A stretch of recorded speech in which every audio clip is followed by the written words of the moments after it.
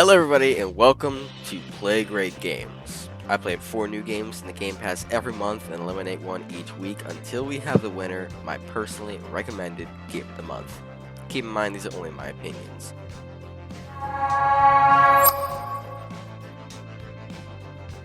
Today is the second and last elimination week of this month. We started the month off with 4 games: Ikenfell, Sword of Ditto, Mormo's Curse, Heave Ho, and Age of Empires 3. Last week I eliminated Ikenfell, and by the end of this video, only 2 games will be left standing. Now, one more thing I want to point out, if I sound a little out of it, it's because I just got braces and it's going to take some time getting used to them. First up in our list is Sword of Ditto, Mormo's Curse. This is one of the games you really need to get into it in order to start finding the story. I recently got to that point and discovered that the story in this game is amazing. So basically, there's an evil witch whose name is Mormo. She has ruled this part of the island where the game takes place for a long time. There's also a heritage called the Sword of Ditto. Basically, whoever pulls this sword out of this rock will become the new Sword of Ditto. If that person dies, all of his or her memories are put into the sword, and the sword teleports back to the rock and awaits the next person to inherit the Sword of Ditto. There's also people working for the Sword of Ditto. There's a cool cicada thing, spirit thing, that helps each of the new Sword of Ditto get used to their new job. But every single time a Sword of Ditto dies, 100 years pass, and the evil witch Mormo takes more of the island. Personally, I love the story. It fits perfectly in a game that looks and feels like this one. It's not too light and cute, it's not too dark and serious. It's right in between where it belongs and works best. And those are my thoughts on Sword of Ditto, Mormo's Curse. Second on our list is Heave Ho. Heave Ho is very fun and really gets you engaged in the game. It's also a very simple game. The only reason you have to take the tutorial is to learn how to grab. And that right there is one button. It's very simple, fun, and a game where you can have up to 4 players playing on the same one screen. So basically, in this game, you spawn on one side of the map. Then you've got to climb and cling your way to the other side of the map where the flag is. Then you win. Congratulations. You can also customize your character. They have different eyes, voice, colors, genders, and gloves. That doesn't really make any difference what your character looks like. It's nice to see if they put the thought and the time into it. And it's still cool to have it play as your own character. Third in our list is Age of Empires 3. Age of Empires 3 is a real-time strategy game. One of the updates to the game in my mind.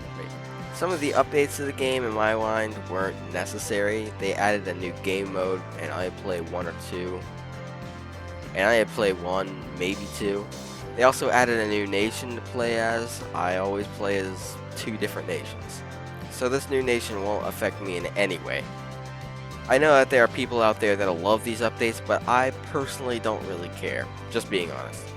In my mind, the only thing that was needed in a new game compared to the older game was the updated and improved graphics. And even then, that isn't really needed because the graphics in the other games weren't that bad. I understand they want to keep the game fresh and new, because when it comes to games, there is always so much competition, so much, and updates are how these games stay alive.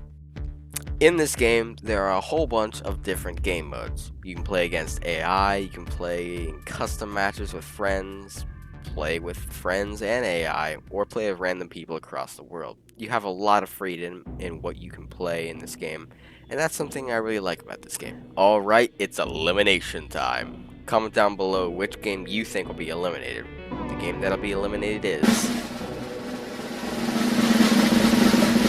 Age of Empires 3.